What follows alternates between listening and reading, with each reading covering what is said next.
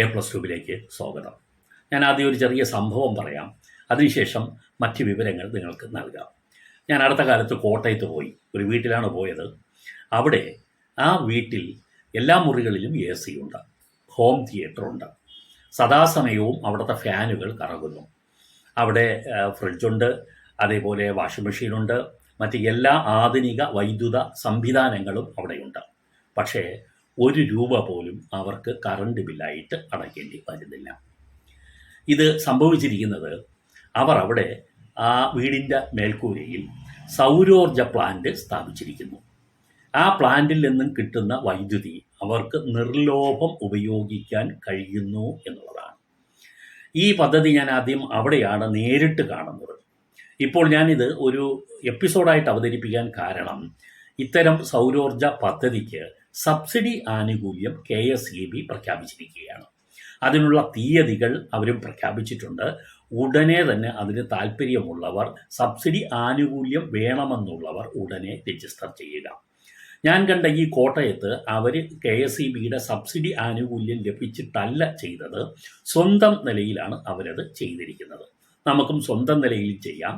എന്നാൽ KSEBയുമായി ഒരു ടൈപ്പ് വരികയാണെങ്കിൽ സബ്സിഡി ആനുകൂല്യം ലഭിക്കുന്നു എന്നുള്ളതാണ് അതിൻ്റെ പ്രത്യേകത. അത് ഇപ്പോൾ ലഭിക്കുന്ന 40% വരെ സബ്സിഡി നമ്മൾ തിരിച്ചടയ്ക്കേണ്ടതില്ലാത്ത ഒരു തുകയാണ്. നമുക്ക് ആകെ മുടക്കുന്ന ചെലവിൻ്റെ ഏകദേശം 40% വരെ കുറവ് നമുക്ക് ലഭിക്കും. അതുകൊണ്ട് സൗരോർജ പദ്ധതി സ്ഥാപിക്കാൻ ആഗ്രഹിക്കുന്നവർക്ക് ഇതൊരു സുവർണ അവസരമാണ്. അതുകൊണ്ടത് ഈ എപ്പിസോഡ് പൂർണ്ണമായും കണ്ടാൽ ഇത് സംബന്ധിച്ചിട്ടുള്ള ഗുണങ്ങളൊക്കെ നിങ്ങൾക്ക് തീർച്ചയായിട്ടും അറിയാൻ കഴിയും എന്നുള്ളതാണ്. നിങ്ങൾ രജിസ്റ്റർ ചെയ്യാനുള്ളത് KSEBയിൽ തന്നെയാണ്. പക്ഷേ ഈ പ്ലാന്റ് സ്ഥാപിക്കുന്നത് KSEB എംപാനൽ ചെയ്തിട്ടുള്ള സ്വകാര്യ ഏജൻസികൾ മുഖേനയാണ്. അതിന് KSEBയുടെ മേൽനോട്ടമുണ്ടാകും. പക്ഷേ KSEB അല്ല സ്ഥാപിക്കുന്നത് എന്നുകൂടി നിങ്ങൾ ഓർത്തിരിക്കുക. നമുക്കിതിൻ്റെ ഡീറ്റെയിൽസിലേക്ക് വരാം. ഒന്ന്, നമുക്ക് സാധാരണ എത്ര ചെലവ് വരും എന്നുള്ളത് നോക്കാം.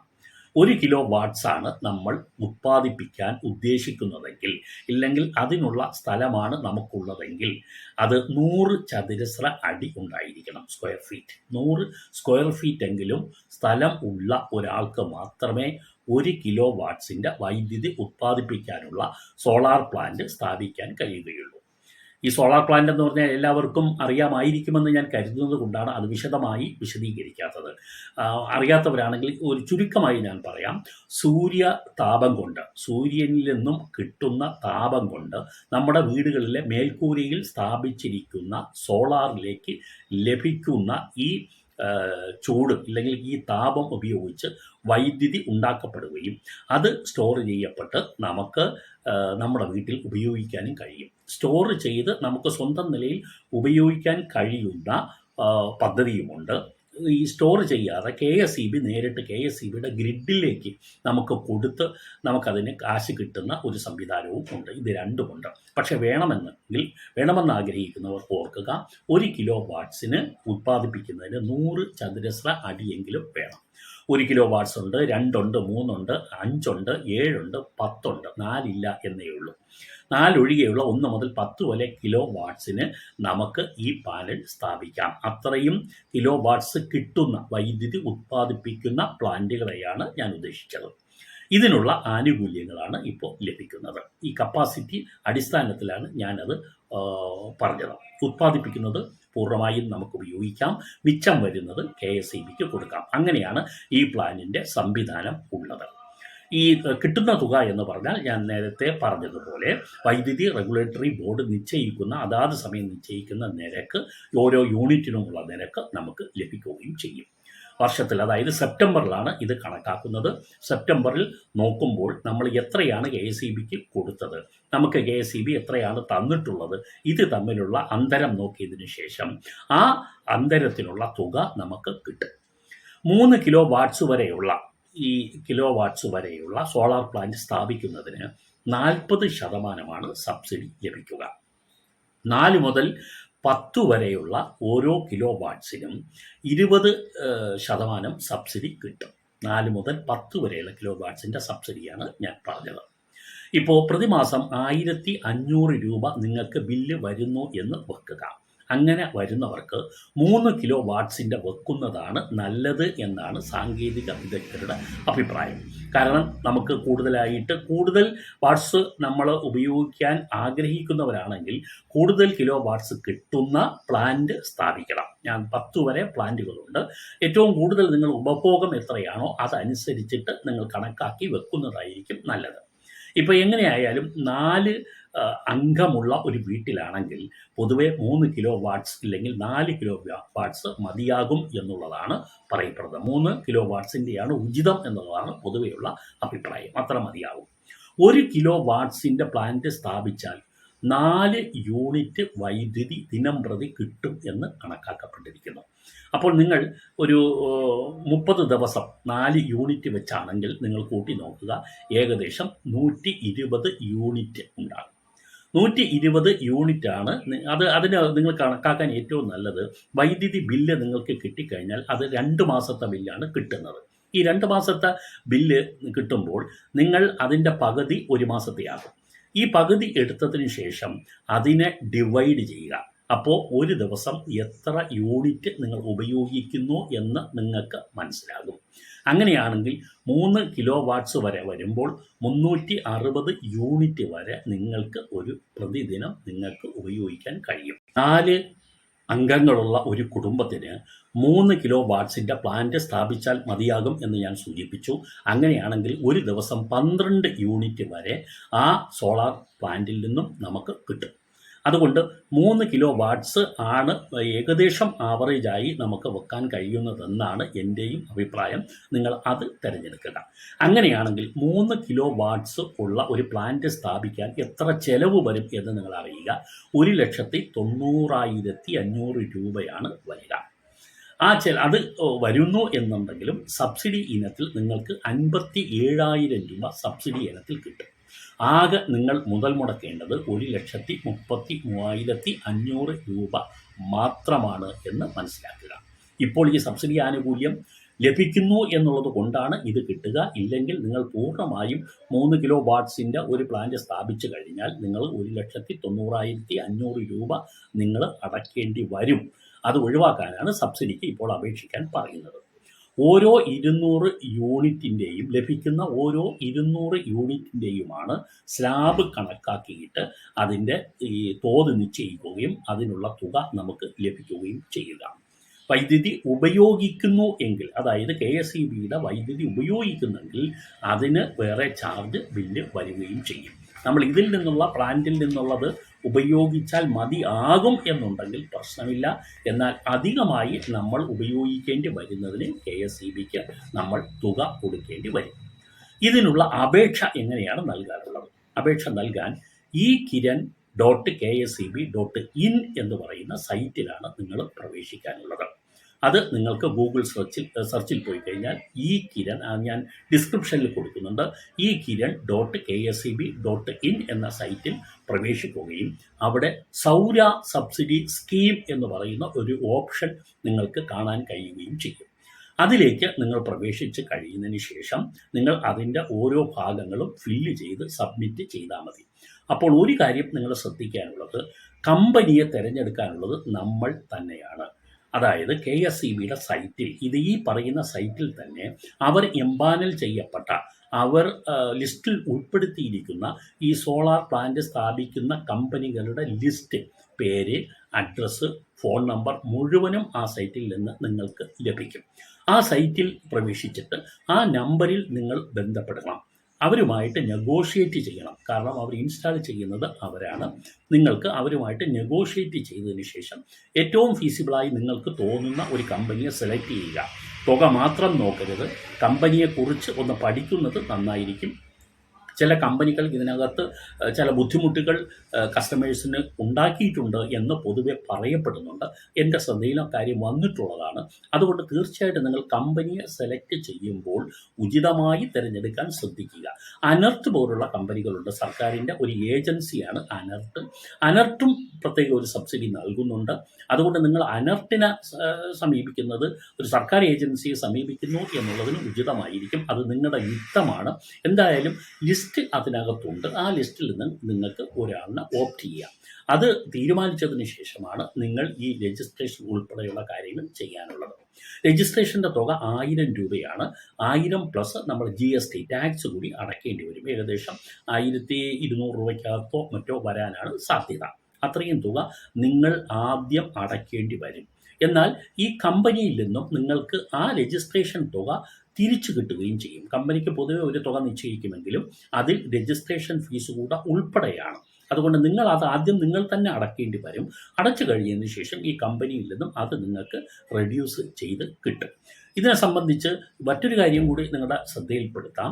നിങ്ങൾക്ക് ഈ തുക മുടക്കാൻ സബ്സിഡി കഴിച്ചിട്ടുള്ള തുക മുടക്കാൻ കഴിയാത്തവർക്ക് ചില ബാങ്കുകൾ വായ്പ കൊടുക്കുന്നുണ്ട്. അത് ബാങ്കുമായിട്ട് ബന്ധപ്പെട്ട് നിങ്ങൾ സംസാരിക്കണം. എന്തായാലും അതിന് കൂടുതൽ സമയം നിങ്ങൾ ഇനി നീക്കി വെക്കരുത്. കാരണം സബ്സിഡിയുടെ ഡേറ്റുകൾ പ്രഖ്യാപിച്ചു കഴിഞ്ഞു. പല ജില്ലകളിലും ആരംഭിച്ചു കഴിഞ്ഞു. ചില ജില്ലകളിൽ ഇത് തുടർന്നുകൊണ്ടിരിക്കുകയാണ്.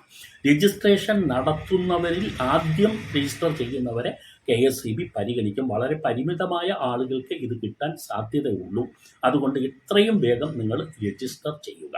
രജിസ്റ്റർ ചെയ്ത എല്ലാവർക്കും ഇത് കിട്ടുമോ എന്ന് ചോദിച്ചാൽ എല്ലാവർക്കും ഇത് കിട്ടി എന്ന് വരില്ല. കാരണം ഫീസിബിലിറ്റി നോക്കും. അതായത് നിങ്ങൾ അവിടെ പ്ലാന്റ് സ്ഥാപിക്കാനുള്ള അവിടെയുള്ള അഭികാമ്യത എത്രയാണ്, എത്ര വേഗത്തിൽ ഇല്ലെങ്കിൽ എത്ര സ്മൂത്തായിട്ട് അവിടെ ഈ പ്ലാന്റ് സ്ഥാപിക്കാൻ കഴിയും. മാത്രമല്ല ഈ സൂര്യപ്രകാശം ശരിയായ രീതിയിൽ കിട്ടുന്ന സ്ഥലം തന്നെയാണോ, ഈ ഷെയ്ഡ് ഫ്രീ സ്പേസ് ഉണ്ടാവണം എന്നാണ് KSEB അവരുടെ ഗൈഡ് ലൈനിൽ പറഞ്ഞിരിക്കുന്നത്. അതായത് നിഴൽ വീഴാൻ പാടില്ല. നിഴൽ വീണ് കഴിഞ്ഞാൽ അവിടെ സൂര്യപ്രകാശം കിട്ടില്ല. ഏതെങ്കിലും മരമോ മറ്റോ ഉണ്ടെങ്കിൽ മരത്തിൻ്റെ ചില്ലകളുടെ നിഴൽ വീണ് സൂര്യപ്രകാശം കിട്ടാതെ വരും.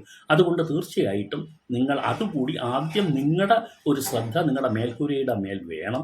അവിടെ പൂർണ്ണമായും സൂര്യപ്രകാശം കിട്ടുമോ എന്ന് നോക്കിയതിന് ശേഷമായിരിക്കണം ഇതിനു വേണ്ടി നിങ്ങൾ അപേക്ഷിക്കാൻ ഇറങ്ങി പുറപ്പെടാവൂ എന്നുള്ള കാര്യം ഞാൻ ഓർമ്മിപ്പിക്കുന്നു. പൂർണ്ണ സൂര്യപ്രകാശം കിട്ടുമെങ്കിൽ മാത്രമേ ഇതുകൊണ്ട് പ്രയോജനം ഉണ്ടാവുകയുള്ളൂ. പുരപ്പുറത്ത് പകുതി സ്ഥലത്ത് സൂര്യപ്രകാശം കിട്ടുന്നു എന്നുള്ളത് കൊണ്ട് വലിയ പ്രയോജനമൊന്നും നമുക്ക് കിട്ടി എന്ന് വരില്ല. ഒരു 75% 80% എങ്കിലും സൂര്യപ്രകാശം നമ്മുടെ പുരപ്പുറത്ത് പൂർണ്ണമായും കിട്ടിയാലേ ഈ പ്ലാന്റിൽ ആ വൈദ്യുതി ശേഖരണം നടക്കുകയുള്ളൂ എന്നുള്ളത് നിങ്ങൾ ഓർക്കുക. മോഡൽ 2 എന്ന് പറയുന്നതാണ് ഇപ്പോൾ KSEB ഈ സബ്സിഡി ആനുകൂല്യത്തിന് നൽകിയിരിക്കുന്നത്. മോഡൽ 2 എന്ന് പറഞ്ഞു കഴിഞ്ഞാൽ KSEB നടത്തുന്ന മിച്ചം KSEBക്ക് കൊടുക്കുന്ന സംവിധാനമാണ്. മറ്റേതാണെങ്കിൽ നമ്മൾ ഉണ്ടാക്കുന്ന വൈദ്യുതി, ഈ സോളാർ പ്ലാന്റ് സ്വന്തം നിലയിൽ നമ്മൾ സ്ഥാപിച്ച് നമ്മൾ ഉണ്ടാക്കുന്ന വൈദ്യുതി നമ്മൾ തന്നെ ഉപയോഗിച്ച് തീർക്കുന്നതാണ് മറ്റൊരു പദ്ധതി. അതിന് സബ്സിഡി ഇല്ല. KSEBക്ക് നമ്മൾ കൊടുക്കുന്നതിനാണ് ഇപ്പോൾ സബ്സിഡി പ്രഖ്യാപിച്ചിരിക്കുന്നത്. ഇടയ്ക്കിടയ്ക്ക് ഈ സ്കീമുകൾ KSEB പ്രഖ്യാപിക്കുന്നുണ്ട്. അതുകൊണ്ട് ഇപ്പോൾ നിലവിൽ പ്രഖ്യാപിച്ചിരിക്കുന്ന സബ്സിഡി സ്കീം പുരപ്പുറ സൗരോർജ്ജ പദ്ധതിയാണ്. അത് ഓർത്തിരിക്കണം. അതല്ലാതെ സ്വന്തം നിലയിലുള്ള പദ്ധതി നിലവിലുണ്ട്. അത് സ്വന്തം നിലയിൽ നമ്മൾ പ്ലാന്റ് സ്ഥാപിച്ച് നമ്മൾ തന്നെ ഉപയോഗിച്ച് നമ്മൾ തന്നെ അതിൻ്റെ കാര്യങ്ങൾ നോക്കുന്നു എന്നുള്ളതാണ്. അത് കാരണം KSEBയിൽ നമുക്ക് വൈദ്യുതി ചാർജ് കുറവ് വരും. നമ്മൾ വൈദ്യുതി ബില്ല് കുറച്ച് വരും. ആ തുക അടച്ചാൽ മതി. ഉണ്ടെങ്കിൽ അത് അടച്ചാൽ നമുക്ക് മതിയാവും. എന്നാലും KSEBയുടെ ഒരു സർവീസ് ചാർജുകൾ എപ്പോഴും ഒരു ബില്ലായിട്ട് ഉണ്ടാവും എന്നത് ഓർത്തിരിക്കുക. അപ്പോൾ ഇതിൻ്റെ പ്രാധാന്യം നമുക്ക് കിട്ടുന്നത് ആദ്യം രജിസ്റ്റർ ചെയ്യുന്ന ആളുകൾ, ഫീസിബിലിറ്റി ഉള്ള ആളുകൾ. ഫീസിബിലിറ്റി എന്ന് പറഞ്ഞാൽ സാധ്യതാ പഠനം. ആ പഠനത്തിൽ സക്സസ് ആണ് എന്ന് പറഞ്ഞ് KSEB ഉദ്യോഗസ്ഥർ റിപ്പോർട്ട് ചെയ്ത് കഴിഞ്ഞാൽ അവർക്ക് മുൻഗണനാക്രമത്തിൽ കിട്ടും എന്നുള്ളതാണ്. ഈ നമ്മൾ ഉത്പാദിപ്പിക്കുന്ന വൈദ്യുതി നമുക്ക് ഉപയോഗിക്കാം. അത് കഴിഞ്ഞിട്ടുള്ളത് മാത്രമേ KSEBക്ക് കൊടുക്കേണ്ടത് ഉള്ളൂ. അപ്പോൾ ഇതിൽ നമ്മൾ രജിസ്റ്റർ ചെയ്യാനുള്ളത് www.kseb.in എന്ന സൈറ്റിൽ, ഞാൻ നേരത്തെ സൂചിപ്പിച്ച ഈ കിരൺ സൈറ്റ് കൂടാതെ തന്നെ KSEBയിലെ ഈ സൈറ്റിലും, ഈ 2 സൈറ്റും ഡിസ്ക്രിപ്ഷനിലുണ്ട്, നമുക്ക് ചെയ്യാം എന്നുള്ളതാണ് നിങ്ങൾ അറിഞ്ഞിരിക്കേണ്ട ഒരു കാര്യം. ഒരു കാര്യമുള്ളത്, ഇതിൻ്റെ ഈ പാനൽ വാറണ്ടിയെ സംബന്ധിച്ചൊരു വിവരം കൂടി അറിഞ്ഞിരിക്കുക. ഇപ്പോഴുള്ള ഈ സ്കീം പ്രകാരമാണെങ്കിൽ നിങ്ങൾക്ക് 25 വർഷത്തെ പാനൽ വാറണ്ടി നിങ്ങൾക്ക് കിട്ടും. സിസ്റ്റത്തിന് 5 വർഷത്തിൻ്റെ ഒരു സേവന വാറണ്ടിയും ലഭിക്കും. ഇത് രണ്ടും ഇപ്പോൾ ഈ പദ്ധതി പ്രകാരം നിങ്ങൾക്ക് ലഭിക്കുന്നുണ്ട് എന്നതുകൂടി ശ്രദ്ധിക്കുക. ഇത് ഞാൻ നേരത്തെ പറഞ്ഞതുപോലെ ഇത് മോഡൽ 2ൻ്റെ ഒരു പ്രത്യേകതയാണ്. മോഡൽ 1 നിങ്ങൾ ബാറ്ററി ഇടയ്ക്കിടയ്ക്ക് മാറേണ്ടി വരും എന്നുള്ളത് പ്രത്യേകം ശ്രദ്ധിക്കുക. അത് നമ്മൾ പ്രൈവറ്റ് ഏജൻസിയെ കൊണ്ട് നമ്മളിത് ചെയ്യിക്കുന്നു. പാനൽ ഈ ബാറ്ററി എന്ന് പറയുന്നതിന് ഇടയ്ക്കിടയ്ക്ക് മാറ്റേണ്ടി വരും. അങ്ങനെ മാറ്റുകയാണെങ്കിൽ അതിൻ്റെ ചിലവ് അഡീഷണൽ ആയിട്ട് വരും എന്നുള്ളത് കൊണ്ടാണ് പലരും അത് റെക്കമെൻഡ് ചെയ്യാതിരിക്കുന്നത്. ഈ മോഡൽ ആണെങ്കിൽ അതായത് ഗ്രിഡിലേക്ക് നമ്മൾ കൊടുക്കുന്നു, അതായത് KSEBയുടെ ഗ്രിഡിലേക്ക് നമ്മൾ അധികം വരുന്ന വൈദ്യുതി കൊടുക്കുന്നു എന്നുള്ളത് കൊണ്ടാണ് ഈ മോഡൽ 2 നമുക്ക് പ്രയോജനപ്പെടുന്നതും അതിനുള്ള വാറണ്ടി ഇങ്ങനെ വരുന്നതും. അവിടെ രണ്ടാമത്തതാണെങ്കിൽ നമ്മൾ കൊടുക്കുന്നില്ല, നമ്മളെ വീട്ടിൽ സ്ഥാപിച്ചിരിക്കുന്ന ബാറ്ററിയിൽ തന്നെ ഉത്പാദിപ്പിക്കുന്ന വൈദ്യുതി സ്റ്റോർ ചെയ്യുകയും നമ്മുടെ ആവശ്യത്തിന് നമ്മൾ ഉപയോഗിക്കുകയും ചെയ്യുന്നു എന്നുള്ളതാണ്. അങ്ങനെ വരുമ്പോഴാണ് നമുക്ക് ബാറ്ററിയുടെ ഉപയോഗം വരുന്നതും. മറ്റേത് ബാറ്ററി വരുന്നില്ല, നമ്മൾ ഉത്പാദിപ്പിക്കുന്നതിൻ്റെ അധികം വരുന്നത് KSEBിലേക്ക് പോയിക്കൊണ്ടിരിക്കുകയാണ്. ഗ്രിഡുമായി കണക്റ്റ് ചെയ്തിരിക്കുന്ന ഒരു സോളാർ പാനലാണ് ഈ സബ്സിഡി ഇപ്പോൾ പ്രഖ്യാപിക്കുന്ന സബ്സിഡി സിസ്റ്റത്തിൽ വരുന്നത്. അതുകൊണ്ട് തന്നെ നമുക്കധികം റിസ്ക് വരുന്നില്ല, ബാറ്ററി റിസ്ക് വരുന്നില്ല. KSEBിലേക്ക് അധികം വരുന്ന വൈദ്യുതി പോകുകയും ചെയ്യും. അതാണ് ഉചിതം എന്ന് ഞാൻ നേരത്തെ സൂചിപ്പിച്ചു. സാങ്കേതിക വിദഗ്ധരും അത് തന്നെയാണ് പറയുന്നു എന്നുള്ളത്. അങ്ങനെ വരുമ്പോഴാണ് ഞാൻ നേരത്തെ പറഞ്ഞത് 25 വർഷത്തെ വാറണ്ടി ഈ പാനലിന് ലഭിക്കുകയും 5 വർഷത്തെ വാറണ്ടി സിസ്റ്റത്തിന് ലഭിക്കുകയും ചെയ്തു. അത് സർവീസ് വാറണ്ടി എന്നാണ് പറയുക. ഇത്രയും ആനുകൂല്യങ്ങൾ കൂടി കിട്ടും. കൂടുതൽ വിവരങ്ങൾ നിങ്ങൾ അറിയുന്നതിന് തീർച്ചയായിട്ടും 1912 എന്ന ടോൾ ഫ്രീ നമ്പറിൽ ബന്ധപ്പെട്ടാൽ നിങ്ങൾക്ക് കിട്ടും. ഇനി ആർക്കെങ്കിലും ഓൺലൈൻ വഴി സെർച്ച് ചെയ്ത് ഇതിൻ്റെ ഡീറ്റെയിൽസ് എടുക്കാൻ ബുദ്ധിമുട്ടുണ്ടെങ്കിൽ നിങ്ങളുടെ തൊട്ടടുത്ത സെക്ഷൻ ഓഫീസിലേക്ക് നേരിട്ട് പോകുമ്പോൾ കൺസ്യൂമർ നമ്പർ കൂടി കൊണ്ടുപോകാൻ മറക്കരുത്. രജിസ്ട്രേഷൻ നടത്തുന്ന സമയത്ത് നമുക്കാകെ വേണ്ടത് നമ്മൾ ബില്ലടച്ച KSEBിയുടെ ബില്ലടച്ച ഒരു റിസിപ്റ്റ് മാത്രം മതി. കൺസ്യൂമർ നമ്പറുള്ള ബില്ലും, കാരണം നമ്മൾ എത്രയാണ് 2 മാസത്തെ കൺസ്യൂം വരുന്നതെന്ന് വെച്ച് ആ തോത് നിശ്ചയിച്ചിട്ടാണ് നമ്മൾക്ക് എത്ര കിലോ വാട്ട്സിൻ്റെ പാനൽ സ്ഥാപിക്കണം എന്ന് KSEB തീരുമാനിച്ച് നമുക്ക് അഭിപ്രായം പറഞ്ഞു തരിക. അതുകൊണ്ട് നിങ്ങൾ പോകുമ്പോൾ ബില്ല് കൊണ്ടുപോകാൻ മറക്കരുത്. ആധാർ കാർഡും നമുക്ക് വേണ്ടി വരും, ബാങ്ക് അക്കൗണ്ടും വേണ്ടി വരും. കാരണം അധികമായിട്ട് വരുന്നുണ്ടെങ്കിൽ അതിൻ്റെ തുക നൽകുന്നതിന് വേണ്ടിയാണ് ബാങ്ക് ഡീറ്റെയിൽസ് കൂടെ വേണം എന്ന് പറയുന്നത്. ഈ നമ്മുടെ ഏജൻസിയെ സെലക്ട് ചെയ്ത് കഴിഞ്ഞാൽ മറ്റൊരു കാര്യം കൂടി പറയാം. നിങ്ങൾക്ക് അതിൻ്റെ മെറ്റീരിയൽ മുഴുവൻ അവർ അൺലോഡ് ചെയ്ത് കഴിഞ്ഞതിന് ശേഷം മാത്രം നിങ്ങൾ തുക നൽകിയാൽ മതി. നേരത്തെ സൂചിപ്പിച്ചുള്ള രജിസ്ട്രേഷൻ ഫീസ് കഴിച്ചിട്ടുള്ള തുകയായിരിക്കും നമ്മൾ നൽകാനുള്ളത്. കൂടുതൽ വിവരങ്ങൾക്ക് ഞാൻ നേരത്തെ സൂചിപ്പിച്ച ഈ കിരൺ KSEB.gov.in എന്ന സൈറ്റിൽ നിന്ന് നിങ്ങൾക്ക് കിട്ടും. അല്ലെങ്കിൽ KSEB.gov.in എന്ന് പറയുന്ന സൈറ്റിൽ നിന്ന് നിങ്ങൾക്ക് ലഭിക്കും. അല്ലെങ്കിൽ ടോൾ ഫ്രീ നമ്പർ 1912 എന്ന ടോൾ ഫ്രീ നമ്പർ വിളിച്ചാലും നിങ്ങൾക്ക് വിവരം കിട്ടും.